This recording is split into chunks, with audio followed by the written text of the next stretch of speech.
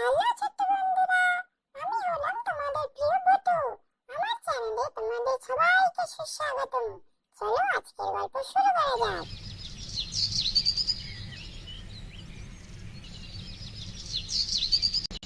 শ্যাওড়াতলা নামে একটি গ্রাম ছিল, আর অনেক ওই বছর গ্রাম পুরনো একটি বটগাছ ছিল। গ্রামের প্রত্যেকটি মানুষ প্রত্যেক দিন বিকেলে এসে বটগাছের তলায় বসে গল্প করত। বটগাছের পাশে একটি বৃদ্ধা মহিলার ছোট বাড়ি ছিল। ওই বাড়িতে শুধু মাত্র বৃদ্ধা মহিলাই থাকতেন। একদিন সকালে বৃদ্ধা মহিলা যখন বাজার থেকে বাড়ি ফিরছিলেন, তখন সে বটতলার পাশের রাস্তায় মাথা ঘুরিয়ে পড়ে যান এবং দুজন চাষিভাই তা দেখতে পেয়ে দৌড়ে বৃদ্ধা মহিলার কাছে আসে। একজন চাষিভাই বলল, যা ডাক্তারবাবুকে ডেকে নিয়ে আয়, আমি এখানে বসছি। সে তখন দৌড়তে দৌড়তে ডাক্তারখানায় পৌঁছে ডাক্তারবাবুর কাছে গিয়ে বলল, ডাক্তারবাবু ডাক্তারবাবু তাড়াতাড়ি চলুন, ওই বটতলার পাশে রাস্তায় বৃদ্ধা মহিলা মাথা ঘুরিয়ে পড়ে আছে, তাড়াতাড়ি চলুন। তখন তারা একটু সময় নষ্ট না করে ডাক্তারবাবু এবং চাষি ভাই যত তাড়াতাড়ি সম্ভব তারা বটতলায় চলে এলো। ডাক্তার বৃদ্ধা মহিলাকে দেখে বললেন, এ তো মারা গেছে অনেকক্ষণ আগেই। তোমরা দেরি করে ফেলেছ, একে শ্মশানে নিয়ে গিয়ে পুড়িয়ে ফেলো।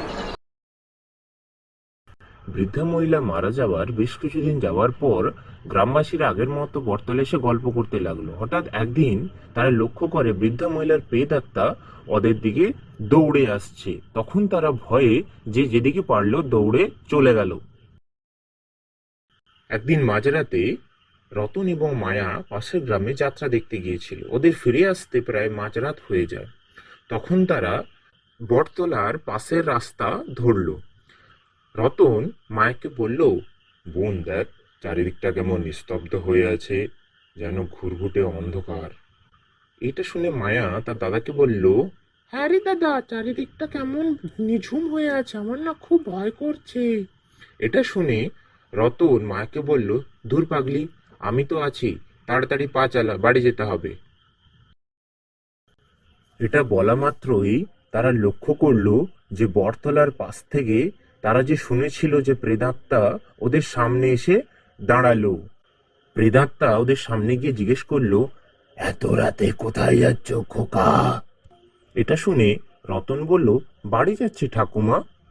তখন ভূত্রী বলল, বাড়ি যাচ্ছ? আজকে তোমাদের বাড়ি যেতে হবে না, আমার সাথে চলো, আমি তোমাদেরকে অনেক ভালো মন্দ খাওয়াবো। তারপর রতন সঙ্গে সঙ্গে দুটো হাত জোড়ো করে হনুমানজির নাম স্মরণ করতে শুরু করলো। ঠিক সেই সময় ভূত্রী সেখান থেকে দৌড়ে চলে গেল। ভূত্রী যাওয়ার কিছুক্ষণের মধ্যে রতন এবং মায়া দুজনেই দৌড় লাগালো বাড়ির দিকে। তারপর তারা বাড়িতে পৌঁছে তার বাবা এবং মাকে তাদের সাথে রাস্তায় যা যা ঘটেছে পুরো ঘটনায় খুলে বলল। রতনের মা এবং বাবা পুরো ঘটনা শোনার পর ওদেরকে ওই রাস্তায় যেতে বারণ করল। কিন্তু আজও সেই শেওড়াতলার সেই বটতলা সেই ভূতের কবলে রয়েছে। যে ওই বটতলায় দিয়ে যায়। ছোট্ট বন্ধুরা, আজকে গল্পটা কেমন লাগলো কমেন্ট করে জানিও কিন্তু।